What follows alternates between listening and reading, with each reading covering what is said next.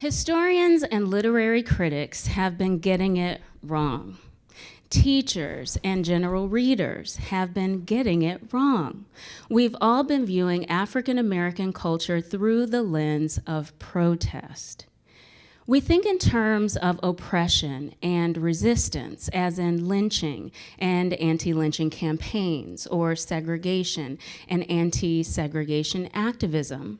If we encounter Black literature or art that does not respond to domination, we treat it as evidence that African Americans affirm themselves by creating spaces of refuge and escape.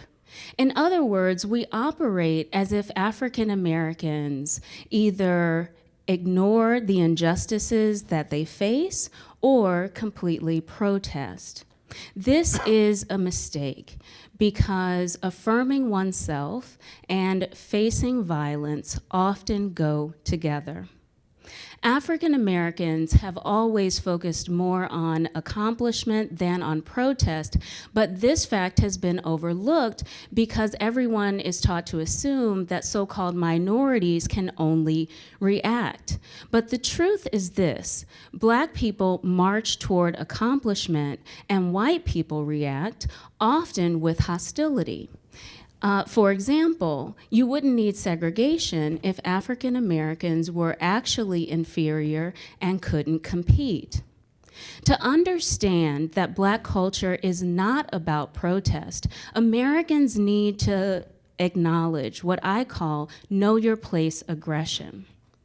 I define know your place aggression as the flexible, dynamic array of forces that answer the achievements of marginalized groups such that their success brings aggression as often as praise. Americans celebrate the accomplishments of white men, but any progress made by those who are not straight, white, and male is answered with a backlash that essentially says, know your place. U.S. citizenship technically extends beyond straight white men with property, but citizen still refers to a particular demographic, and all others are treated like guests whose membership cards can always be revoked. Know your place aggression comes in many forms, from microaggressions to assault to murder, but the message is the same: certain people do not belong. If stated aloud, the sentiment might be, you may have a higher grade point average than I do, but you're still just a. Or, you may be the best tennis player of our generation worldwide, but you're a Black woman, so I can put you down by making fun of your body. Or, you may be speaking on the House floor about the lack of patriotism it takes to block Americans' access to health care, but you're a Black woman, so I can distract from your message by making fun of your hair. Know your place aggression is the context in which I examine Black expressive culture from the mid-19th century to the present, including Michelle Obama's public persona as First Lady. While Mrs. Obama embodied the role of mom-in-chief with dignity and grace, the backdrop to her impeccable performance included a disrespected and sometimes lynched Barack Obama. A state representative shouted, "You lie," while Obama addressed Congress in 2009, and a governor shoved her finger in the commander-in-chief's face. There are images like this circulating on the internet, receiving likes on Facebook, and sometimes it's a life-size dummy made to look like Obama.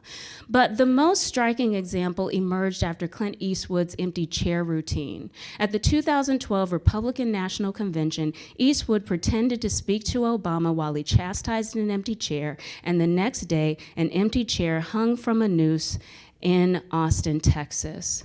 Could the message be any clearer? You may be President of the United States of America, but you're still Americans will not only ask to see your papers, birth certificate, transcripts, some will relish the idea of seeing you in a noose.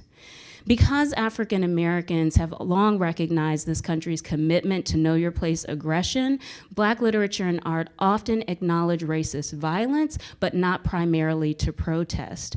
African Americans simply affirm themselves at the same time that they note that the resulting success will inspire aggression as often as praise.